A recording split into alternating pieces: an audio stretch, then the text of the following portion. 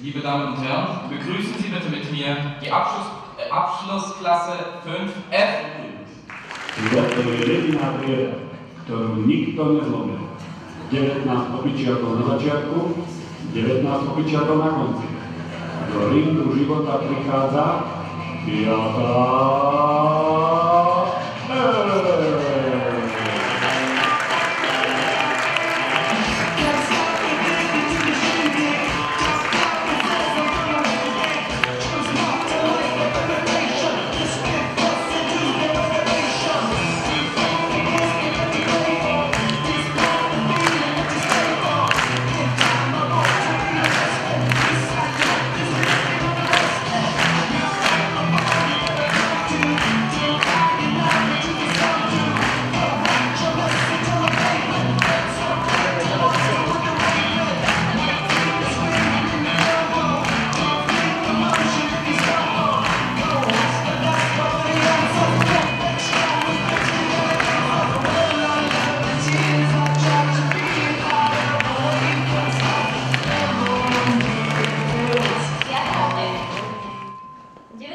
Na začiatku, 19 teraz, vždy a všade išli sme až na doraz.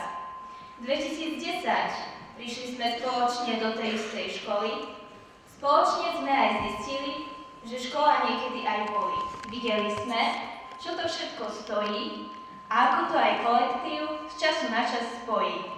Alebo aj nie. 18 hodín nemeckého jazyka, no výslovnosť slova Leben nám stále uniká.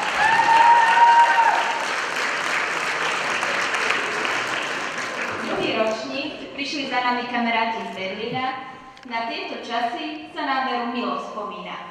Povodili sme ich hore-dole a pomaly blížili sme sa k ďalšej kapitole.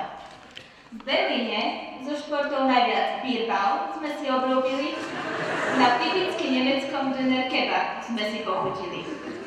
Pred policajtmi na ilegálnej Unterbrücke party sme utekali, do strašne voňavej čističky odpadov výlety podnikali. V 3. ročníku sme novú triednu dostali, na skúškovú zbierať sme sa začali. Popri tom sme háveckú party zorganizovali a všetkých prvákov na nej patrične odsekovali. Z plesu každoročnú tradíciu sme si urobili, o hlavnú výhru v tombole s Tomáš Repky sme sa pokúsili. Naše charaktery začali sa postupne rozvíjať, dobré vlastnosti tým zlým zase ubúdať. Na hodinách, okrem učenia dobre sme sa najedli, namiesto nosky do sladkého sna sme si odbehli. Novú únikovú cestu objaviť sme chceli, preto z 228 do 200 po streche sme preleteli. Cez prestávky permanentne zákon sme porušovali, ostatné triedy púšťaním kvalitnej hudby vyrušovali. Na angličtine v 3 jazykoch sme si k narodeninám zaspievali, na domácky upečených koláčoch za každým sme si pochutnali. Maturitu zo slovenčiny sme zmákli, v piataku foraby sme sa ale zľakli. Napriek tomu, že stužkovú roky sme pripravovali, aj tak sme si ako zvyčajne všetko na poslednú chvíľu ponechávali.